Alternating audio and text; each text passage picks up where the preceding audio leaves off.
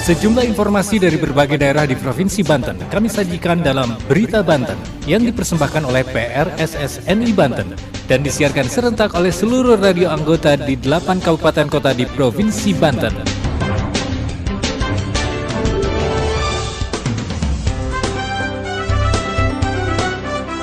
Anda kembali bersama kami di Berita Banten PRSSNI Banten edisi hari ini, Rabu 14 Desember 2022. Sejumlah informasi dari berbagai wilayah di Provinsi Banten kami hadirkan kembali untuk Anda yang disiarkan serentak oleh seluruh radio anggota di 8 kabupaten kota di Provinsi Banten. Dan inilah sejumlah informasi utamanya. Seorang pekerja migran asal Desa Bojen, Kabupaten Pandeglang diduga menjadi korban penganiayaan majikannya selama bekerja di Arab Saudi. Penambahan gardu tandem, rekayasa lalu lintas, hingga informasi terkini lalu lintas tol Tangerang Merak disiapkan untuk menghadapi libur Nataru. Kota Tangerang menerima 2 penghargaan dalam acara puncak peringatan Hari Hak Asasi Manusia. Bersama saya Aldi Akbar, inilah Berita Banten selengkapnya.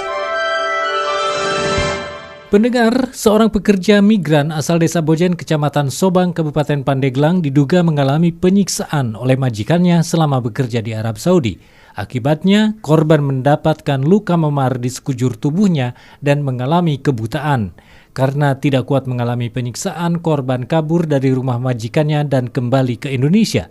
Laporan selengkapnya Risma dari Radio Akarsari, Pandeglang. Seorang pekerja migran alias tenaga kerja wanita asal Kampung Bojen Batang, Desa Bojen, Kecamatan Sobang, bernama Daini 46 tahun, diduga menjadi korban penganiayaan. Hal itu karena di sekujur tubuhnya ditemukan luka memar dan mengalami kebutaan. Daini mengatakan kerap mengalami penganiayaan oleh majikan wanita selama dirinya bekerja di Arab Saudi. Selain kerap dipukul menggunakan tangan kosong, dia juga kerap mengalami penyiksaan. Daini mengatakan dirinya terpaksa kabur dan kembali ke Indonesia karena tidak kuat menerima perlakuan kasar dan siksaan dari majikannya. Daini kabur dari tempat kerja dibantu oleh keluarga majikannya. Kapolsek Panimbang, Inspektur Polisi 1 atau Ibtu Asep Jamaluddin membenarkan adanya warga yang mengadu karena mendapatkan perlakuan tidak baik selama bekerja di Arab Saudi. Pengakuan itu disampaikan oleh korban secara langsung kepada Kapolsek saat melihat kondisi Daini di kediamannya. Demikian, saya Risma Radio Akarsari melaporkan untuk Berita Banten. Pendengar, untuk mengantisipasi lonjakan kendaraan di ruas tol Tangerang Merak, pihak operator Astra Tol Tangerang Merak akan melakukan penambahan gardu tandem, rekayasa lalu lintas hingga informasi terkini ruas tol Tangerang Merak. Berikut laporan Mamo Ervanto dari Radio Harmoni FM Serang. Penambahan loket tandem, rekayasa lalu lintas hingga info terkini lalu lintas jalan tol melalui link telah disiapkan Astra Infraroute Tol Tangerang Merak dalam menghadapi libur Natal dan Tahun Baru. Penambahan gardu tandem, mobil rider, dan penambahan petugas di gerbang tol Merak dan gerbang-gerbang jalur wisata seperti gerbang tol Serang Timur, Serang Barat, dan Cilegon akan dilakukan selama momen Nataru.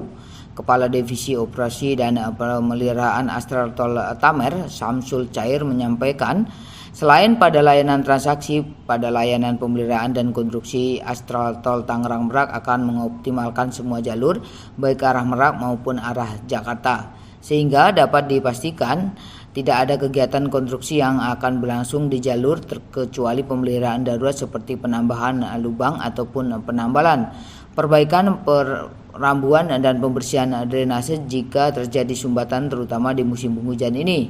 Sedangkan pada layanan lalu lintas juga terdapat satuan tugas ataupun satgas khusus seperti petugas sentra informasi dan komunikasi, patroli, derek, medis, rescue patroli, dan patroli jalan raya. Pemeliharaan jalan tol sehingga keamanan yang disiapkan membantu pengguna jalan selama periode Nataru. Lebih lanjut, Kepala Divisi Operasi dan Pemeliharaan Astra Tol Tangerang Merak, Samsul Khair, memprediksikan trafik Nataru pada tahun ini sekitar 164.274 kendaraan yang akan melintas ruas tol Tangerang Merak ataupun naik tipis di angka 3,81% dari tahun sebelumnya. Pemaparan tersebut disampaikan Kepala Divisi Operasi dan Pemeliharaan Astra Tol Tamer saat kegiatan media gathering sekaligus nobar persiapan Nataru bersama. Sementara itu, melalui Zoom virtual, media gathering Astra Tol Infraroute Merak Selasa 13 Desember, Kris Ade Sudoyono selaku Presiden Direktur Astra Tol Tangerang Merak menyampaikan bahwa persiapan mulai dari pelayanan di lokasi gerbang tol, pelayanan petugas hingga pantauan CCTV serta fasilitas penunjang lainnya telah siap menghadapi momen Nataru 2022. Kemudian yang terakhir, pengguna jalan juga dapat memantau kondisi lalu lintas di beberapa lokasi dan gerbang tol melalui link CCTV yang akan diberikan dan disebarkan secara luas melalui link layanan mudik lebaran Kementerian PUPR dan juga dapat diakses melalui website resmi MMS yaitu margamandala.com.id. Saya Mamo Irvanto, wartawan Harmoni FM melaporkan untuk Berita Banten. Berita Banten. Anda masih bersama kami di Berita Banten PRSSNI Banten. Pendengar, dalam puncak peringatan Hari Hak Asasi Manusia, Kota Tangerang mendapatkan 2 penghargaan di bidang hak asasi manusia dari Kementerian Hukum dan HAM Republik Indonesia. 2 penghargaan tersebut antara lain sebagai Kota Peduli HAM dan penghargaan pelayanan publik berbasis hak asasi manusia. Berikut laporan Jose Marwoto dari Radio Heartline Tangerang.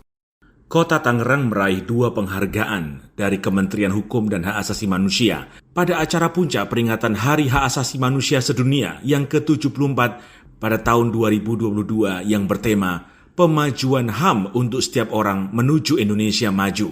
Pada acara yang dibuka secara langsung oleh Wakil Presiden Republik Indonesia, Kiai Haji Ma'ruf Amin, dan juga Menteri Hukum dan HAM, Yasona Lauli, di Golden Ballroom Hotel Sultan dan Residence Jakarta. Kota Tangerang meraih penghargaan sebagai Kota Peduli Hak Asasi Manusia dan penghargaan pelayanan publik berbasis hak asasi manusia atas keberhasilan melakukan pembinaan pada Kecamatan Cipondoh. Wakil Presiden Republik Indonesia Kiai Haji Ma'ruf Amin menyampaikan peringatan Hari HAM sedunia ini menjadi momen reflektif bagi seluruh negara dalam menghormati dan memajukan HAM secara universal.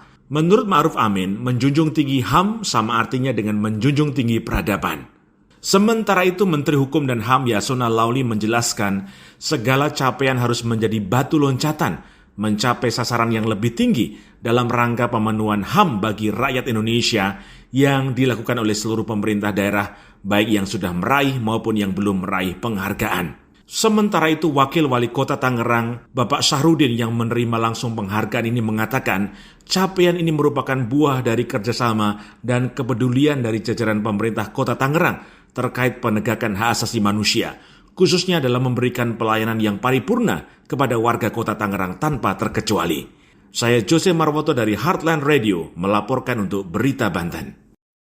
Demikian sejumlah informasi yang telah kami sajikan untuk Berita Banten kali ini. Saya Aldi Akbar, sampai jumpa. Terima kasih Anda telah mendengarkan Berita Banten yang dipersembahkan oleh PRSSNI Banten.